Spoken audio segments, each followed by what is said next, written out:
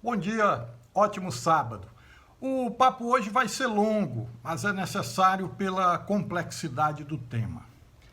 A semana foi tempestuosa para o Supremo Tribunal Federal. O desconforto dos ministros da mais alta Corte de Justiça do país durante as sessões era visível.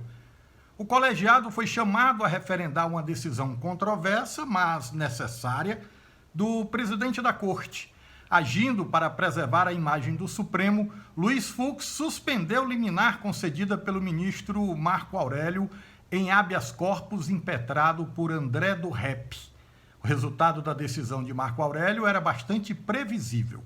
O narcotraficante foi colocado em liberdade e, horas depois, já estava foragido, para desespero da sociedade e dos investigadores que trabalharam durante anos para sua prisão. É hora de se avaliar o potencial corrosivo da atuação individual e irresponsável de um ministro, repito, da mais alta Corte de Justiça do país. Para além dos efeitos sentidos nos limites do próprio processo, cada decisão de um juiz do Supremo tem o potencial de interferir estruturalmente no sistema jurídico, colaborando para fortalecê-lo ou desorganizá-lo. Os ministros julgaram com desconforto porque foram obrigados a admitir, diante de um caso atípico e indesejável, que o presidente do tribunal poderia suspender os efeitos da decisão de outro ministro da Corte. Trata-se de uma tese historicamente rejeitada pelo Supremo por um motivo claro. Não existe hierarquia dentro do colegiado e atribuir tal poder ao presidente equivaleria a investi-lo de poderes extraordinários, tornando-o um juiz com poderes de censor. O caso de André do Rep, no entanto, levou os ministros a um limite.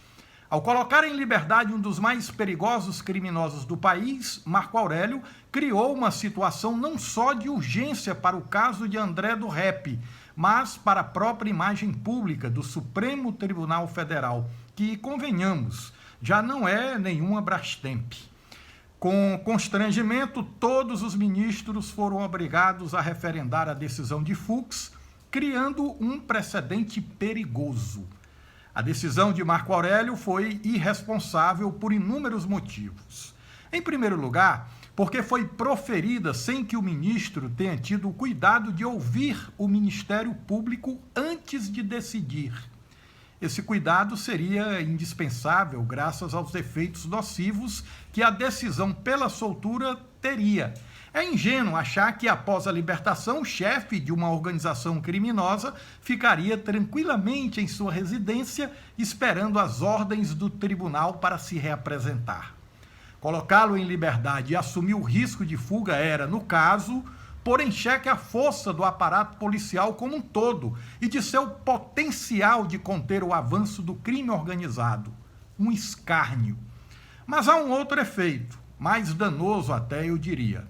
Marco Aurélio colocou em risco um bom dispositivo legal, incluído recentemente no Código de Processo Penal, com a função de evitar que presos permaneçam indefinidamente encarcerados sem decisão judicial condenatória definitiva.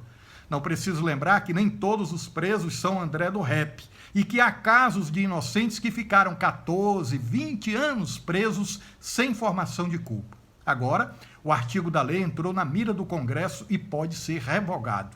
Sob todos os aspectos, temos um caso em que a vaidade de um juiz contribuiu não só para a corrosão da autoridade do Supremo Tribunal Federal, mas para o prejuízo do avanço do direito penal do país.